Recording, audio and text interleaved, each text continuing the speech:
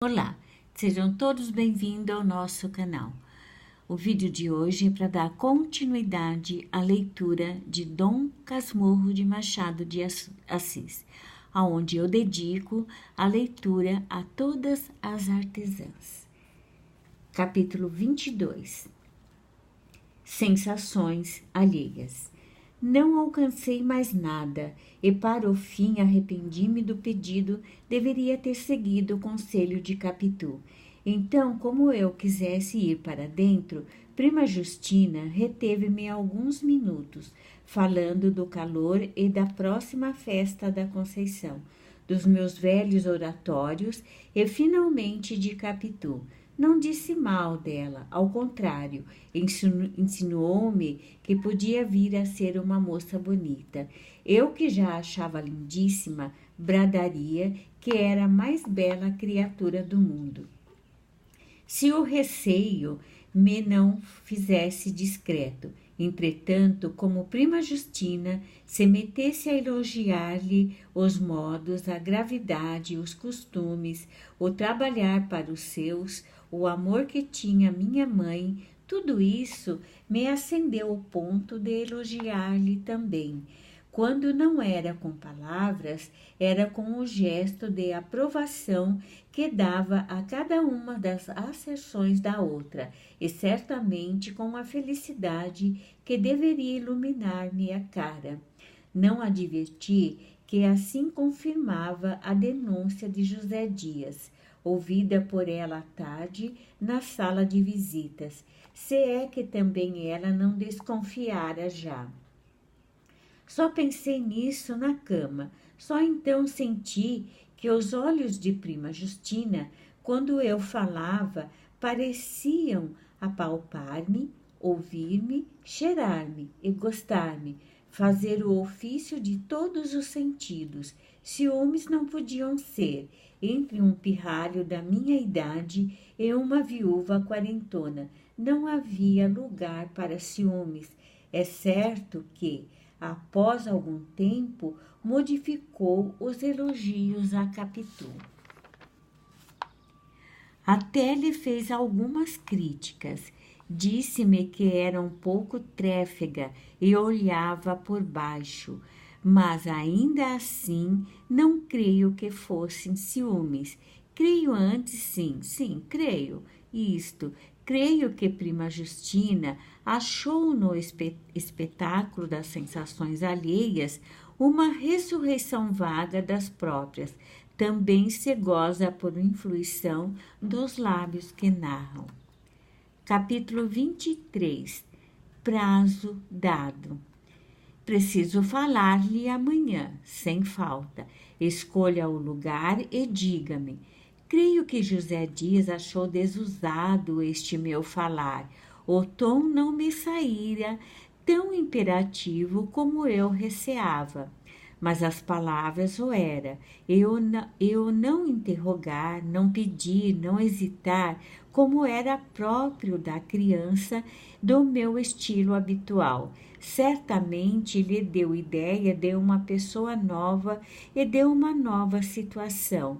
Foi no corredor, quando íamos para o chá, José Dias vinha andando cheio de leitura de Walter Scott, que fizera minha mãe e a prima Justina. Lia cantado e compassado. Os castelos, os parques saíam maiores da boca dele. Os lagos tinham mais água e a abóbada celeste cantava alguns milhares mais de estrelas cintilantes. Nos diálogos alternava o som das vozes, que eram levemente grossas ou finas, conforme o sexo dos interlocutores, e reproduziam com moderação a ternura e a cólera. Ao despedir-se de mim na varanda, disse-me ele: amanhã na rua. Tenho umas compras que fazer. Você pode ir comigo, pedirei à mamãe. É dia de lição? A lição foi hoje. Perfeitamente. Não lhe pergunto o que é. Afirmo desde já que é matéria grave e pura. Sim, senhor, até amanhã. Fez-se tudo o melhor possível.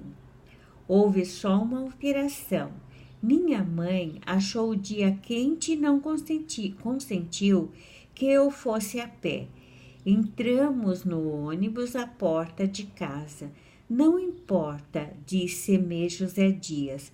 Podemos apear-nos à porta do passeio público. Capítulo 24. De mãe e de servo. José Dias tratava-me com extremos demães e atenções de servo. A primeira coisa que consentiu logo que comecei a andar fora foi dispensar-me o pajem. Fez-se pajem, ia comigo à rua, cuidava dos meus arranjos em casa, dos meus livros, dos meus sapatos, da minha higiene e da minha prosódia. Aos 8 anos, os meus plurais careciam, alguma vez, da dissinência exata. Ele a corrigia, meio sério para dar autoridade à lição, meio risonho para obter o perdão da emenda. Ajudava, assim, o mestre de primeiras letras. Mais tarde, quando o padre Cabral me ensinava latim, doutrina e história sagrada, ele assistia às lições, fazia reflexões eclesiásticas e, no fim, perguntava ao padre: não é verdade que o nosso jovem amigo caminha depressa? Chamava-me um prodígio. Dizia a minha mãe ter conhecido outrora meninos muito inteligentes, mas que eu excedia a todos esses, sem contar que, para a minha idade, possuía já certo número de qualidades morais sólidas. Eu, posto, não avaliasse todo o valor desse outro elogio. Gostava do elogio, era um elogio. Bem, minhas amigas, vamos ficando por aqui. Desde já agradeço a todas e peço que deixem o seu joinha aí para mim, inscrevam-se no nosso... Inscrevam-se se vocês ainda não forem inscritas no nosso canal e compartilhem o nosso vídeo, tudo bem? Desde já agradeço a todos, beijos e luz a todas vocês.